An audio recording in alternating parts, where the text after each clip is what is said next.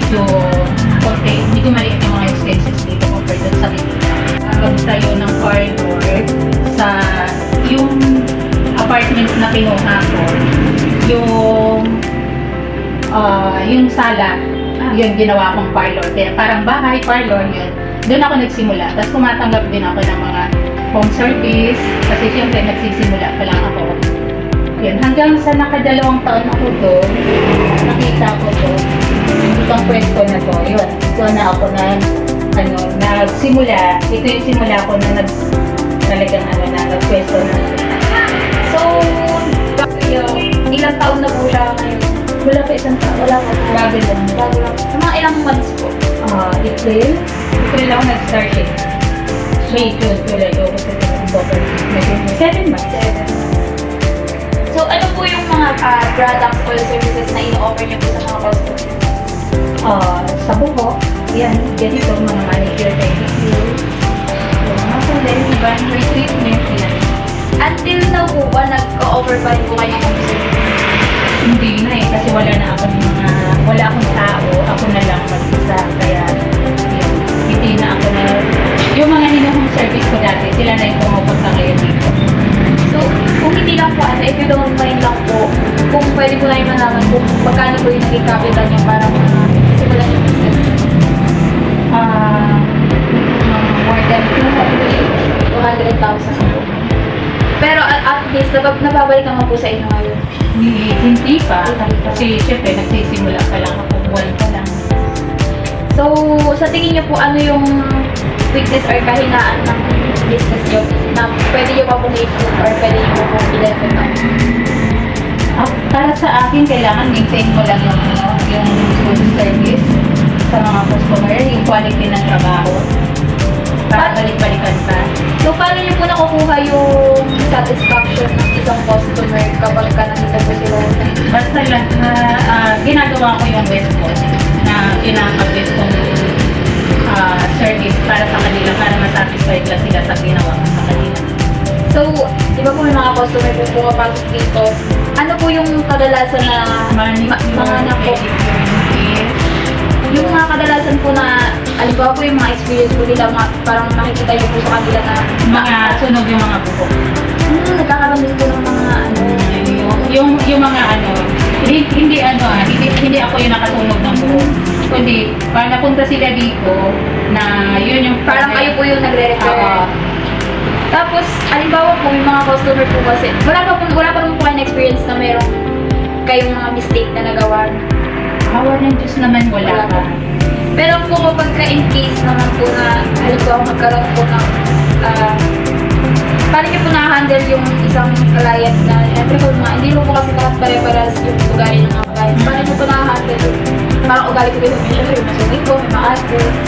Yung mga ganun, huwag mo lang sa kasi kasabihan nyo, diba, customer is always right. Kaya kung ano yung gusto ng customer, yun yung bigay mo. So, dun po tayo sa mga supplies or inventory. Paano nyo po mamamanage or paano nyo po nalalaman kung kailan po kayo mag-stock ulit, kung kailan pag nakita ko na madami ng kulang, doon na ako ulit, maglalagay ulit ng mga panibagong stock ulit. May po ba kayo?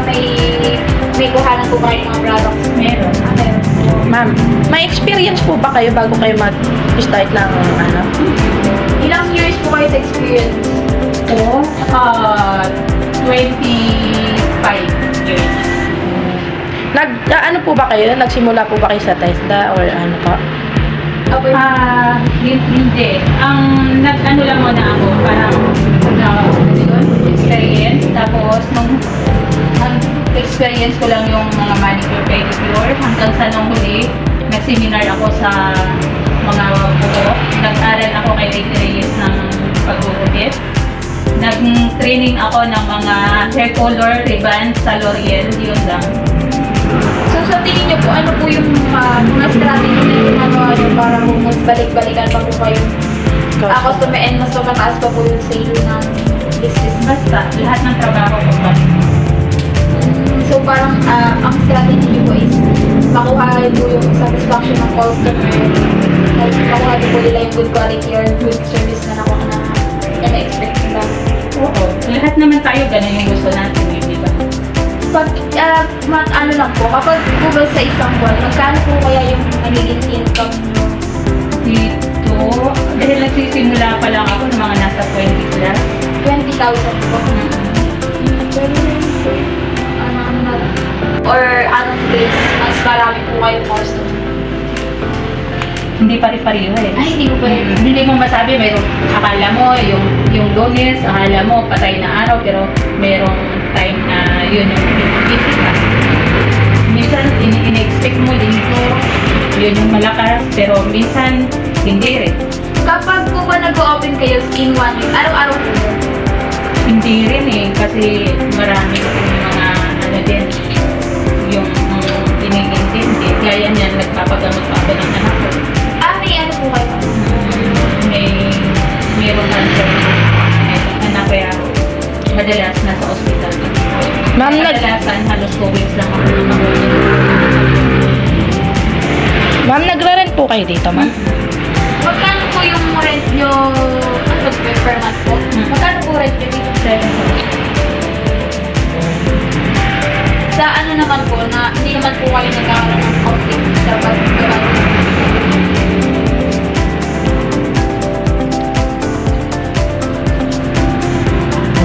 Pero po, sa tingin nyo po, di ba syempre 7 months na po, pagka mga 1 year, ganun pa rin po, may naisip nyo na po bang mag-stop ng home service? Igagrab nyo po ba yun? Parang hindi. Kasi parang sayang yung pwesto ko kung mag-home service lang din ako. Hindi ako makakaipon ng customer dito. Ano po yung mga expenses nyo dito bukod po sa Expenses ko, yan, yung mga gamot. pagka sa mga ano naman po, like, syempre sa electric po? This time naman na medyo busy. Yung ganitong business kasi hindi ko masabi. Nakadepende sa customer. Sa tingin nyo po, ngayong papasok na yung December, kasi syempre mas marami na. Sa tingin nyo po kaya, mas tataas po kaya yung sale? Tingin ko, gano'n. Kasi mas maraming Opo. magpapardon ng mga ganong buwan. Meron po ba kayong ano dito, social media Account?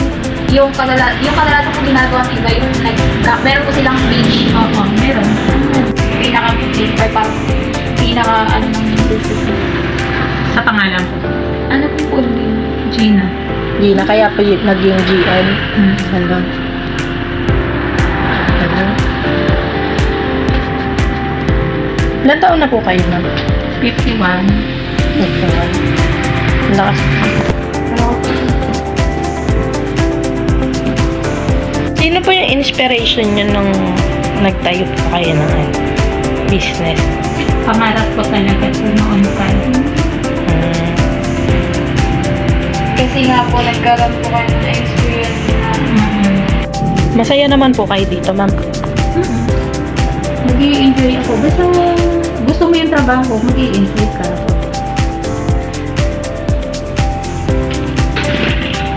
Ma'am, sumasabay din po ba kayo sa mga trend, lalo na sa mga uso ngayon? Depende. sabagay kasi sa kadalasan nag-trend lang ang salon sa yung mga araw na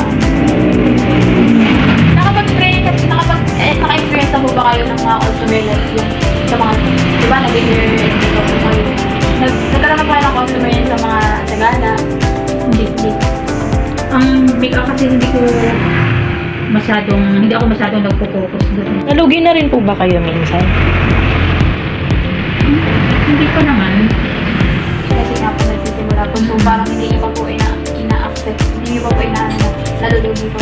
Hindi naman eh, kasi kumbaga, yung renta yung ano, kahit pa paano naman, nakukuha ko pa. Hindi pa naman ako yung talagang nag-aabono. Kahit pa paano, parang kumbaga, ano lang, break even lang. Hindi mo pwedeng kumikita ka ng konti, pero hindi mo pwedeng i-attack yung pang-araw-araw ng gastusin dito. So, may extra ano po ba kayo? Extra income po? wala, ito lang. Pero yun, buti na lang, mayroong, kumbaga, pag pinakos ka ng mga panggastos, may tumatag ng mga ibang panggastos. So, hindi po ito yung pinaka main income nyo pag kukuhaan ng pang-araw-araw na ano po? Ito? Ay, hindi. Kasi nagsisimula ka pa lang. Pag dito mo lahat pinasa yung pang-araw-araw mo, wala ka maibabayad.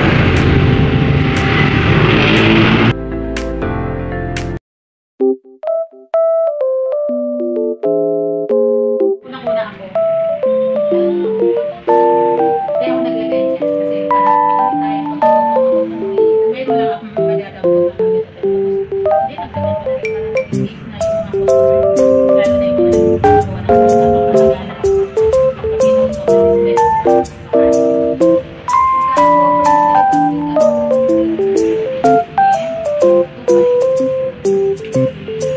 Depende ba yun sa program? oo, pag super haba na nagka-additional na minimum yun na po yung finance.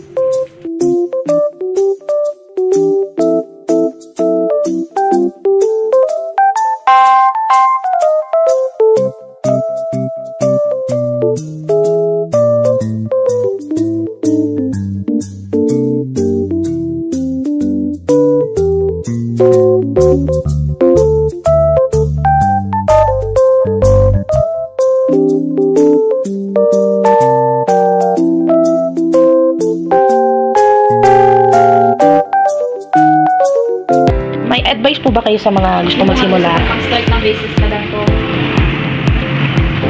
Okay naman yung business na ganito, pero kailangan kasi pag nag-business ka kung ano yung alam mo eh. Kailangan yun yung itayo mo. Kasi kung nyari, nag-business ka ng ganito, wala ka namang alam dito, malulugi ka lang. Kasi kukuha ka pa ng Oo, kasi hindi mo alam kung paano mo patatakbawin, paano mo gagamayin. Hindi, wala kang alam. Kasi depende ka sa tao. Paano pag nilayasan ka ng tao? Sasara ka. Kung gusto mo magtayo ng ganito, kailangan mag-aral ka talaga, alamin mo. May process po. Para hindi yung pinakapaikot-ikot ka ng tao mo na kailangan ganito. Hindi naman sa ano, di ba, yung wala tayong tiwala. Pero kadalasan kasi ganun yung nangyayari. Swerte mo kung makahanap ka ng tao na yung mapagkakatulad. Kung kagaya ko, yun, hindi ako kontento sa trabaho ng tao ko. Ako mo lang. Kasi mas naiinatan mo yung gusto mo, ikaw mismo yun. Minsan kasi pag nakaasa ka sa tao, ang tao, gagawa lang yan.